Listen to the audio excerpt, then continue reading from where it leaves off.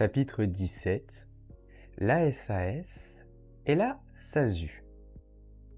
Premier point, les conditions de fond et de forme. Tu peux créer une SAS avec un capital minimum de 1 euro. Tu peux même n'être qu'un seul associé. Dans ce cas, on dit que c'est une SASU, donc Société à action simplifiée unipersonnelle. Les apports peuvent être en nature et en numéraire ou en industrie. Sachant que si tu fais des apports en industrie, les conditions sont les mêmes que pour une SARL. Donc je te renvoie au chapitre 12. Et si tu fais un apport en numéraire, donc que tu donnes de l'argent, tu dois libérer ton apport d'au moins 50% à la souscription et le reste sous 5 ans. En clair, si tu dis que tu donnes 100 euros à ton SAS en apport en numéraire, tu dois en donner 50 euros tout de suite et le reste, tu as 5 ans pour le donner. Les associés peuvent être des personnes physiques ou morales, comme dans la SARL. D'ailleurs, pour quasiment toutes les règles de fonctionnement, c'est comme pour la SARL, donc tu peux aller voir les chapitres précédents, en particulier le chapitre 12 et le chapitre 13. Pour quelques différences, on va voir ça dans le cours. Tu vas voir que ça concerne surtout la liberté dans les règles de majorité et dans la gestion. La SAS est les plus libre.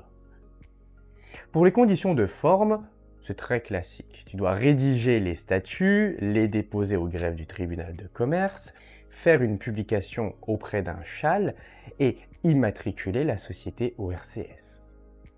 Pour ce qui est des majorités à respecter pour prendre des décisions en assemblée générale, c'est simple, la loi n'impose rien. Tout est défini entre les associés dans les statuts. C'est pour ça que les gens aiment bien faire une SAS. C'est une forme de société très libre. Point suivant, l'organisation de la SAS. Le principe ici, c'est la liberté contractuelle. Tout est prévu dans les statuts. Le seul organe obligatoire, c'est le président. Le président peut être une personne physique ou morale, à la différence du gérant de la SARL qui doit forcément être une personne physique. S'il s'agit d'une personne morale, elle doit désigner un représentant. Évidemment, parce qu'une société ne peut pas parler ou signer des papiers, il faut un humain pour ça. La nomination du président peut se faire par l'Assemblée des associés selon la majorité qui est décidée dans les statuts. Si les statuts ne disent rien, la décision doit être prise à l'unanimité. Le président peut être un associé ou non. La présidence peut être tournante ou collégiale. Donc on peut changer de président ou présider à plusieurs, sans limite de mandat. Les statuts fixent les modalités de révocation qui peut être ad nutum, ça veut dire de manière unilatérale, sans préavis, donc en gros c'est ciao, pour juste motif, ou nécessiter une autorisation. Encore une fois, la loi n'impose rien, c'est aux associés de décider. Le président, il a les pouvoirs les plus étendus pour agir au nom de la société dans la limite de l'objet social. Il peut engager sa responsabilité civile ou pénale, qu'il soit rémunéré ou non. En clair, en tant que président, tu peux prendre toutes les décisions pour la société pourvu que ça respecte l'objet social, parce que sinon, tu pourrais être tenu responsable. Tu te doutes bien que si ta SAS est une boulangerie, tu peux passer commande pour de la farine, mais tu ne peux pas racheter le PSG. Il s'agit quand même de respecter ce pourquoi la société a été créée. Les statuts définissent les conditions de direction de la société, en plus du président. C'est-à-dire que tu peux nommer des directeurs généraux qui peuvent aussi représenter la société envers les tiers.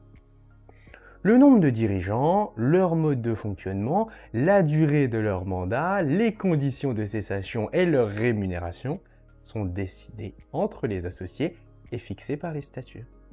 Les dirigeants n'ont de pouvoir que celui conféré par les statuts. Une décision des associés ou une délégation du président. Bon, en clair, c'est les statuts ou les associés ou le président qui dit ce que le dirigeant il a le droit de faire ou pas. Point suivant, le contrôle de la SAS. Pour ce qui est des règles de nomination et du fonctionnement du commissaire aux comptes, on a déjà vu ça dans le chapitre 8. On ne va donc parler que des conventions réglementées. Déjà, elles ne concernent que les actionnaires ou les dirigeants qui ont plus de 10% du capital. Alors que dans la SARL, il n'y a pas d'histoire de pourcentage de capital, c'est dès que tu es gérant ou associé. Le contrôle se fait a posteriori, sauf si les statuts décident qu'il doit se faire a priori. Après, pour la procédure, c'est la même chose que dans une SARL. Pour ce qui est du CSE, même combat que pour une SARL. De toute façon, le CSE, il est obligatoire dès que l'entreprise elle a 11 salariés, quelle que soit la forme de la société. Donc dans une SARL, ça sera la même chose. Ça, on en parle plus précisément du CSE dans le chapitre 11 de l'UE3. Hop hop hop! Si cette vidéo te plaît, sache qu'elle est issue de ma formation sur le DCG DSCG. Sur cette formation, tu y retrouves toutes les vidéos de tous les cours, mais aussi tous les cours en audio et en PDF. Et puis évidemment, tout est mis à jour régulièrement. Et puis c'est même pas tout. Tu vas y retrouver des vidéos bonus pour t'aider à préparer efficacement ton épreuve, des fiches de révision, des flashcards et un accès direct pour me contacter si tu as besoin d'aide.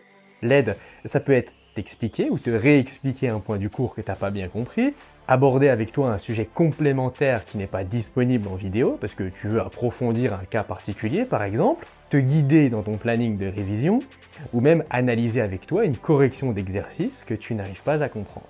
Alors si tu veux profiter de l'intégralité du cours et de tous les avantages qui vont avec, clique sur le premier lien en description et rejoins-moi.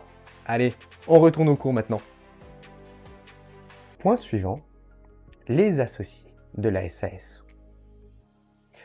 Les droits des associés sont définis par les statuts. Mais basiquement, ils ont les mêmes droits que les actionnaires de sociétés anonymes, même si on peut déroger à la règle de proportionnalité dans la distribution des dividendes. En clair, normalement, si tu as 30% de la société, tu as le droit à 30% du dividende. Pas plus, pas moins.